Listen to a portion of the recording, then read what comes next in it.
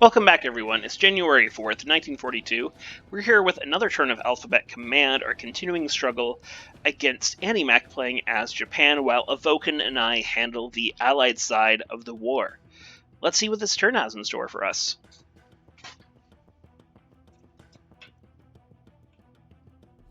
Lots of little action happening around the map, of course, as invasion fleets make their way to their targets. We've been able to intercept some, and others make their way without being harassed. Yeah, a lot going on. A little ASW action outside of Victoria. Still not able to plant any depth charges on these subs, though our aircraft in the area are gaining a lot of ASW experience, which is good. Maybe they'll be able to plant some bombs on those subs in the near future.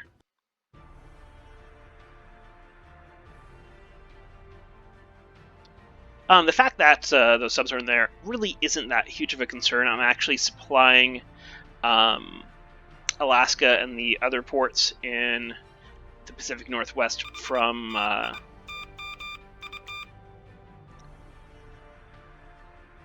forget the name of it, Prince Rupert, there we go, which is further north, so they're not really blocking or interfering with my my operations. However, a task force of 3 destroyers do get in the mix, 3 American destroyers, and manage to plant 3 hits. So some KVs try to get in the action too, these Canadian KVs, but they miss. Protea Kona dodges some depth charges.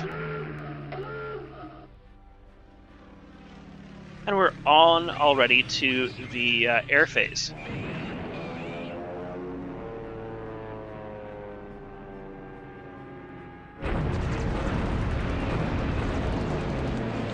Tojo's Sweep Wind Cow, taking out 3 H-81A3s there. And Oscars follow up. Oscars also sweeping Singapore. BR-697 sweeping over to Cal. And unfortunately we lose a BR-697 while taking out a 0.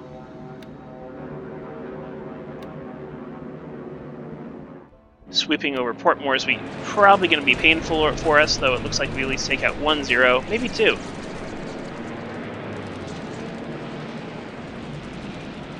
So we 3 zeros go down. We lose 5 buffaloes in the exchange, though. Betty's bombing here at Port Moresby, all the way up at 20,000 feet.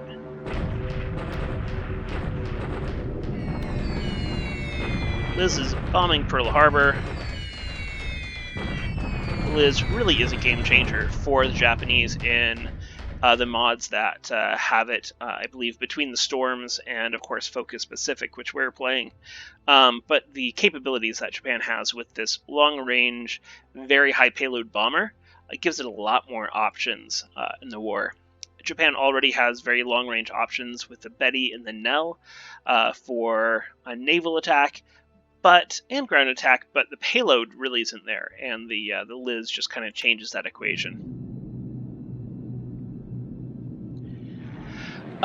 So we do have Cap in the air, while these Bettys and Nells come in over Port Moresby, and we're able to take a few out. Yeah, 9 of them down.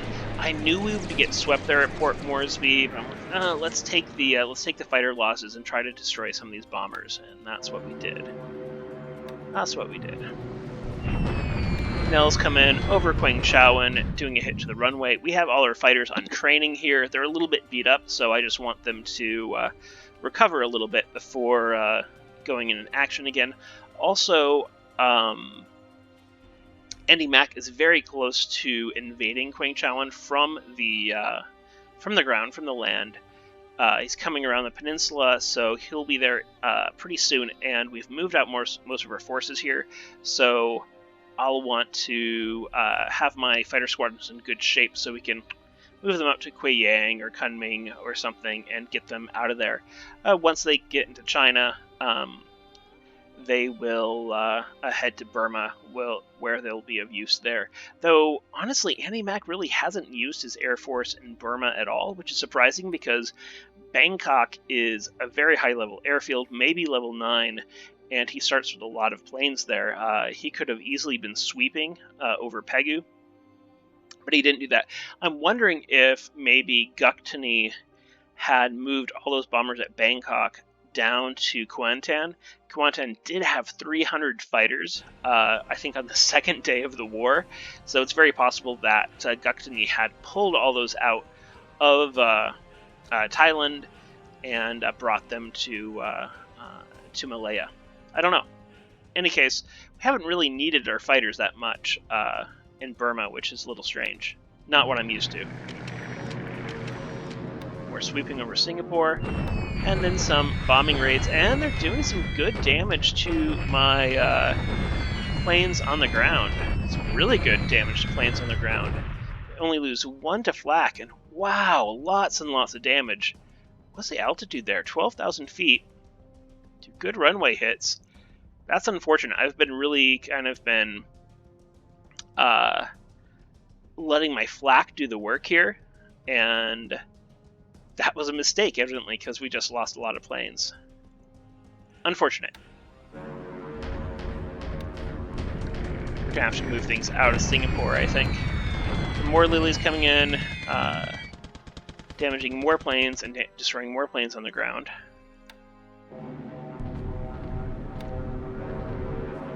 It's one of those things I can't. More lilies come in. I can't just put cap above the hex because all those sweeps will just rip through my fighters.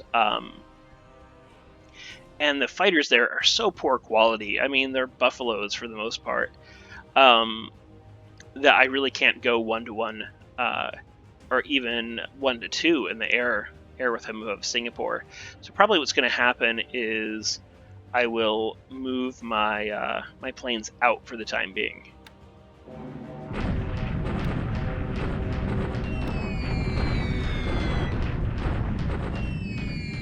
Yeah, ouch, ouch, ouch. So many planes destroyed on the ground.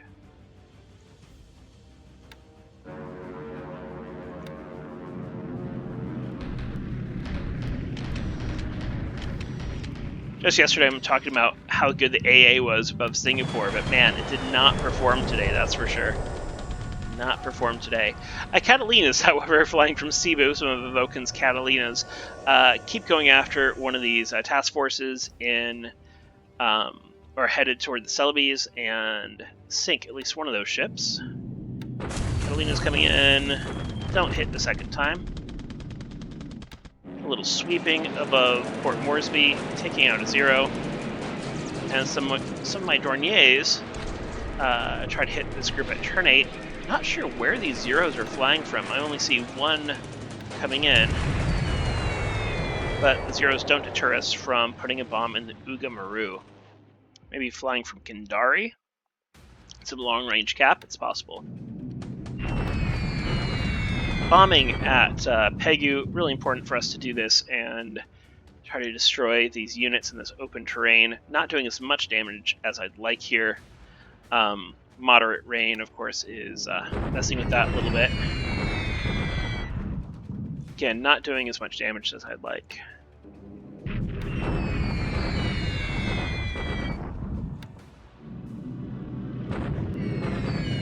Hopefully it'll add up there, though. Another sweep, another 0 down.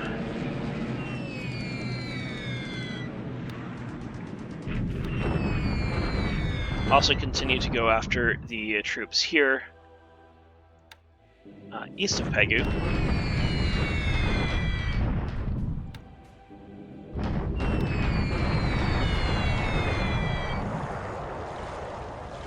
Two more MTBs sunk at Singapore. And more sweeping above Singapore. And more Bettys come in. Man, he just has my number.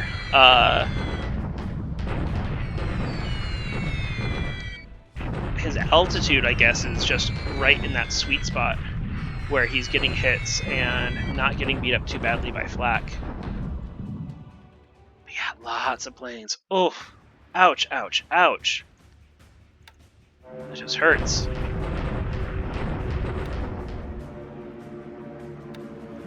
We're sweeping over Port Moresby. It's not going to go our way. Yeah, we lose 4 fighters.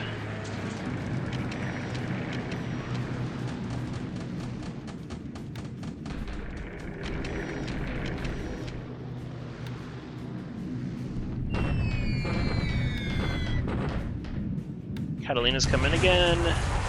Another torpedo on an AK there.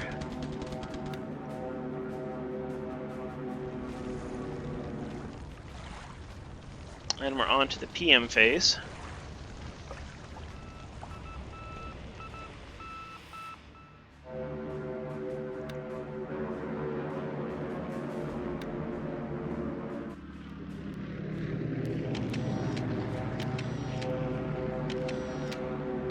So much sweeping today.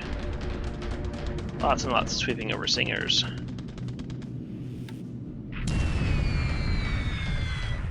We find the Oi at Mir Singh. Oh yeah, this isn't going to go well. Buffaloes are going to try to escort these Dutch bombers through. That's not gonna happen. We just wind up losing 5 planes, no gain. We're doing our own runway bombing here at Sambis, and we take out 0 and a Mavis on the ground. A little bit more. We trade a I-39 WH-40.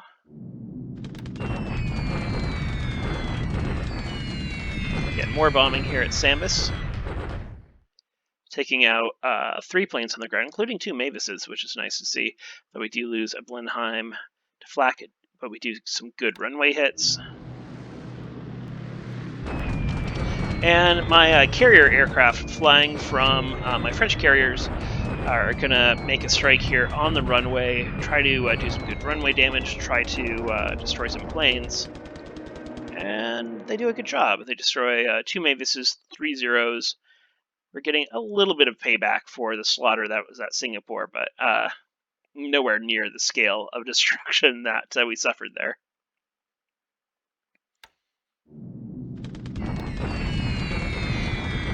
Wildebeests come in too, but they don't manage to do any damage.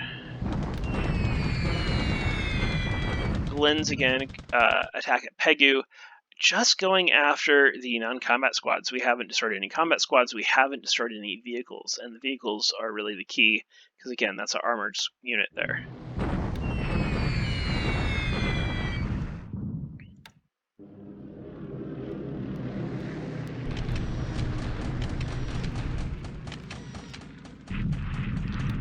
Journier is probably not going to make it through there. All that cap. And that's it for the air phase. A little bit painful for us. Lots of Mavises getting shot down above Port Moresby.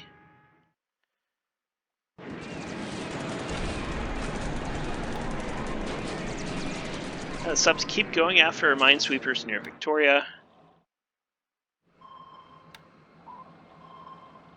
We try to put some depth charges in it, but are not able to connect. Like I said, I'm just hoping that we're building experience with those ships, so they'll be a little more effective later. First attack at Manila is a 1-1 and reduces fortifications, does outsized damage to the defenders. And we have a bombardment at Clark.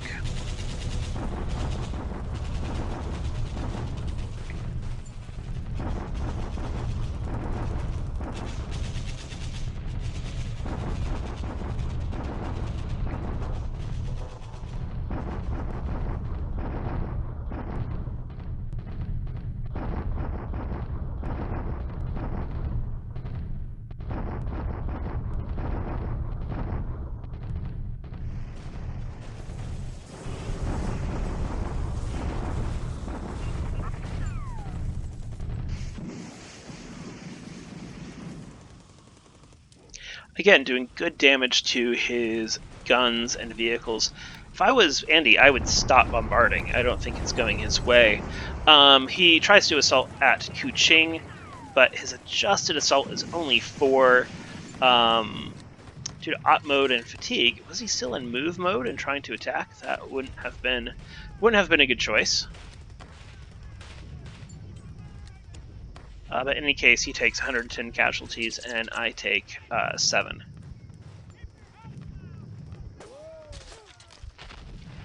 Ports are at 3, which is good for us. I don't think Kuching is in any danger for the time being.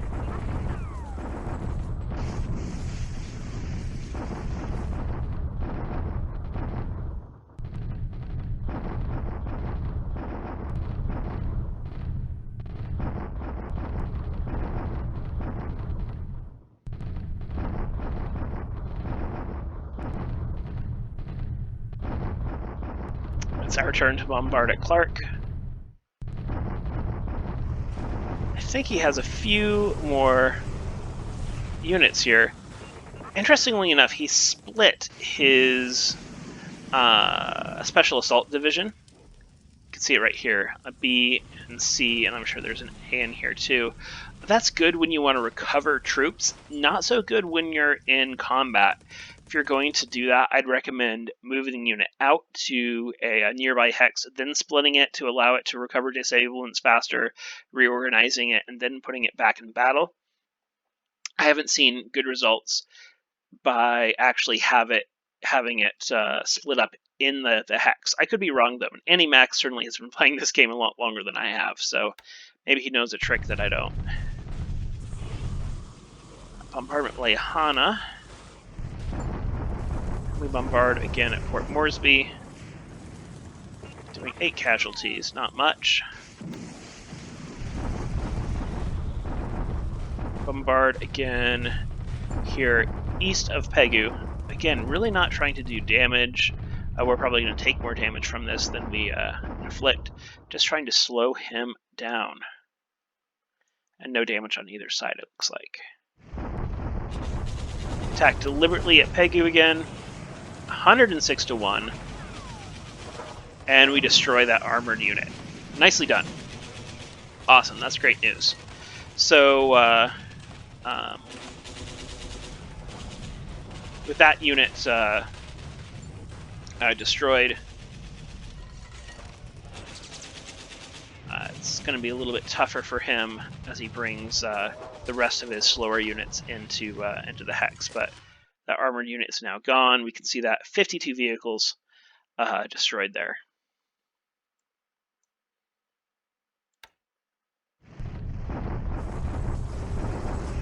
And looks like Andy has brought all the artillery from Manchukuo over into China.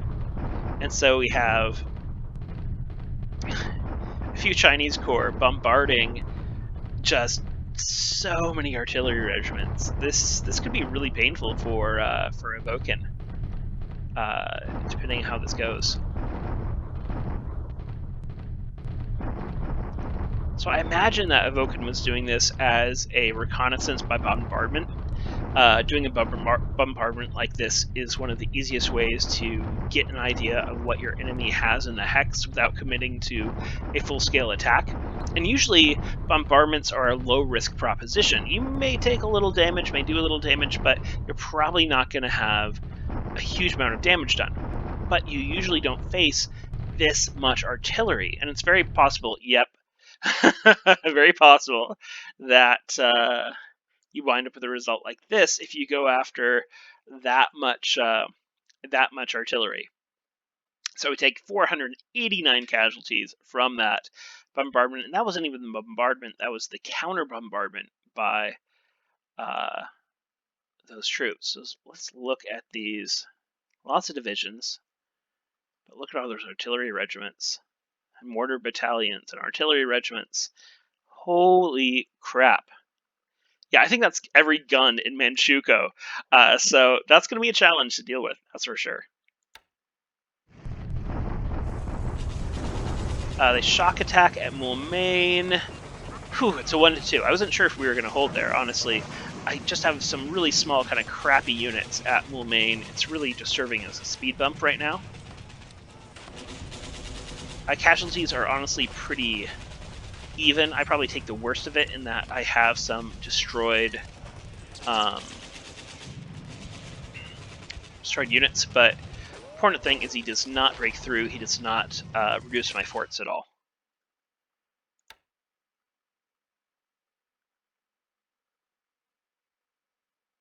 And that's it for the turn. So yeah, huge miscalculation on my part, thinking that Singapore AA would do the trick by itself. Painful lesson, but sometimes we have to learn those the hard way, right? So in any case, hope you enjoyed the turn. Thanks for watching, and we'll see you in the Discord. Take care.